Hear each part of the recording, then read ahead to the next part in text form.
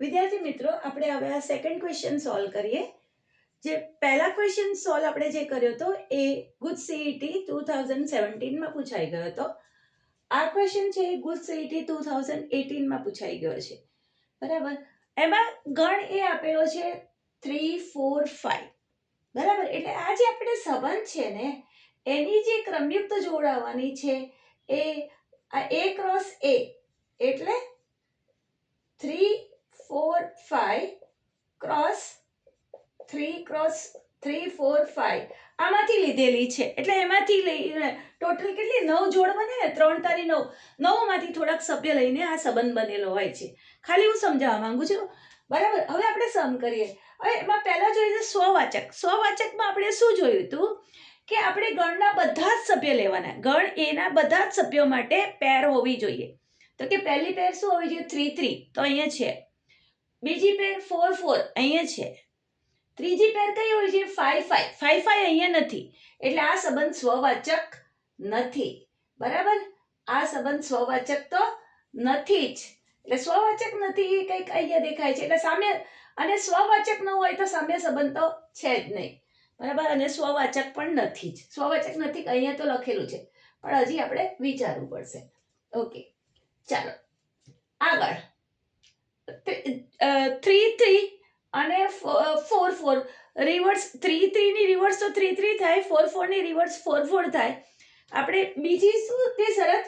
જો XY R માં હોય તો YX R માં હોવી જોઈએ. તો 3, 3 એનું રિવર્સ 3, 3 જ. 4, 4 નું રિવર્સ 4, 4. એટલે સંમિત સંબંધ તો છે જ.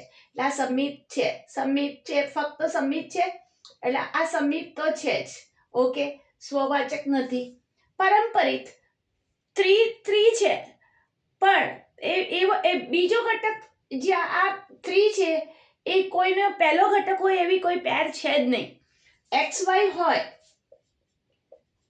તો તમારે YZ જોઈએ, તો જ તમારે ત્રીજી પેર જોવાની આવે. પારંપરિકની અંદર શું હોય? XY હોય તો YZ જોઈએ.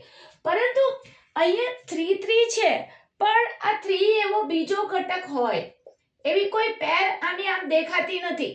3, 3 કે 3, 5 કે એવી કોઈ પેર છે નહીં. બરાબર. તો પછી આપણે 3, 5 નું વિચારવું પડે. એવી કોઈ પેર છે નહીં. હવે પેર જ નથી તો આપણે વિચારવાનું આવતું નથી. એનો મતલબ એ સંબંધ કેવો છે? પારંપરિક છે. બરાબર. ફક્ત સંમિત નથી એટલે આ ખોટું. પારંપરિક છે એટલે તમારો આન્સર આ. તમારે જોવાનું કે જો XY હોય, બરાબર, અને આ બીજો જે ઘટક છે એ બીજી પેરનો પહેલો ઘટક થાય એવી કોઈ પેર દેખાય તો જ તમારે XZ તરફ જવાનું. હવે અહીંયા 3, 3 છે. હવે બીજો ઘટક કયો છે? 3.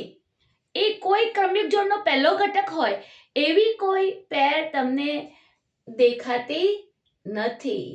એટલે શું થયું કે આ સંબંધ કેવો થયો? પારંપરિક. આપણે વિચારવાનું નહીં. આપણને જે ક્રમયુક્ત જોડો જે S માં આપી છે એમાં જ વિચારવાનું. જો સંમિતમાં શું જોવાનું કે આની અંદર 3, 3 આપ્યું છે એનું ઉલટું 3, 3, 4, 4 નું ઉલટું 4, 4. એટલે સંમિત સંબંધ તો છે જ. એટલે આ બે વસ્તુ દેખાય છે. ઓકે, બરાબર. અને પારંપરિકની અંદર શું જોવાનું? હવે 3, 3 છે તો બીજો ઘટક કોઈ ક્રમિક જોડનો પહેલો ઘટક બને એવી કોઈ પેર તો અહીંયા છે જ નહીં. હવે બીજી જોડ છે જ નહીં. અગર YZ છે જ નહીં તો હું XZ વિશે શા માટે વિચારું? તો એ સંબંધ કેવો કહેવાય? પારંપરિક. એટલે તમારો આન્સર આવે કે છે સ્વવાચક નથી. કેમ સ્વવાચક નથી? તો કે 3, 3 તો છે, 4, 4 તો છે, પણ 5, 5 નથી. એટલે એ સ્વવાચક તો નથી જ, પણ સંમિત છે. 3, 3 નું રિવર્સ તો 3, 3 જ થાય. 4, 4 નું રિવર્સ તો 4, 4 જ થાય. ઊંધી પેર તો સંમિત છે. એટલે આપણી પાસે આ બે વસ્તુ આવ્યા, સંમિત અને પારંપરિક પણ છે.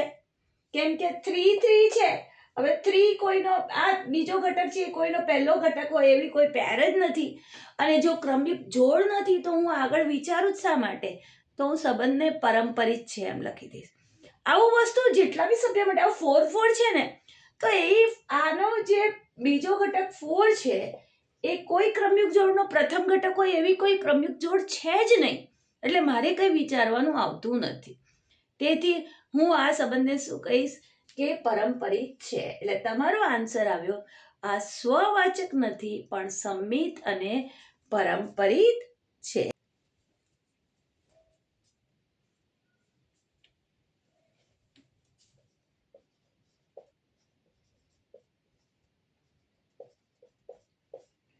નેક્સ્ટ સમ જોઈએ, જે ખુદ સીઈટી 2021માં પૂછાઈ ગયો છે.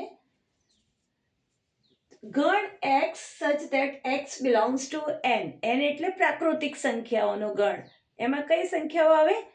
1 2 3 4 5 એ બધી. x is less than or equal to 4. x ની કિંમત કેવી લેવાની છે? 4 અથવા 4 થી નાની. એટલે અહીંયા જે ગણ એ બધી જગ્યાએ લખીને આપ્યો તો એવો ગણ બનાવીને નથી આપ્યો. આપણે ગણ બનાવવાનો છે x. કેટલા મૂકવાના x ની જગ્યાએ? 4 અથવા 4 થી નાની પ્રાકૃતિક સંખ્યા n. એટલે કઈ કઈ પ્રાકૃતિક સંખ્યા આવે? 1 2 3 અને 4. હવે આ ગણની ઉપર આ સંબંધ બનેલો છે, બરાબર. આ બધી જે ક્રમયુક્ત જોડ છે એ આ ગણની સાથે ક્રોસ ગુણાકાર લઈને જે જોડો બની છે એમાંથી એમાં નાખેલી છે. ઓકે, તો પહેલું કામ આપણે સ્વવાચક ચેક કરીએ. સ્વવાચકમાં શું ચેક કરીએ? તો કે આના બધા સભ્યમાં જોઈએ 1 1 પેર છે અહીંયા, યસ. 2 2 પેર છે અહીંયા, યસ. 3 3 પેર છે, યસ. 4 4 છે? તો કે ના. તો કે 4 4 છે જ નહીં. 4 છે એ આ ગણમાં, ધારો કે આ ગણને હું નામ એ આપું, એમાં છે, પરંતુ 4 4 નામની પેર નથી અને તેથી સ્વવાચક તો નથી જ, બરાબર. 4 4 નથી એટલે સ્વવાચક નથી. એટલે આ તો ખોટું જ. આમાં લખેલું છે સ્વવાચક છે, સ્વવાચક તો નથી જ. આમાં પણ ખોટું, સ્વવાચક તો નથી જ, બરાબર. આ છે સ્વવાચક નથી. આ છે સામ્ય સંબંધ. સ્વવાચક નથી તો સામ્ય થવાનો સવાલ જ નથી. એટલે જવાબ તો આવવાનો છે સ્વવાચક નથી. આ બરાબર ખબર પડી ગઈ? સ્વવાચક નથી. આમાં પણ લખેલું છે સ્વવાચક છે, સ્વવાચક નથી. અહીંયા સ્વવાચક લખેલું છે, સ્વવાચક તો નથી જ. તો પછી શું? સામ્ય સંબંધ છે તો કે સામ્ય સંબંધ તો હોય જ નહીં.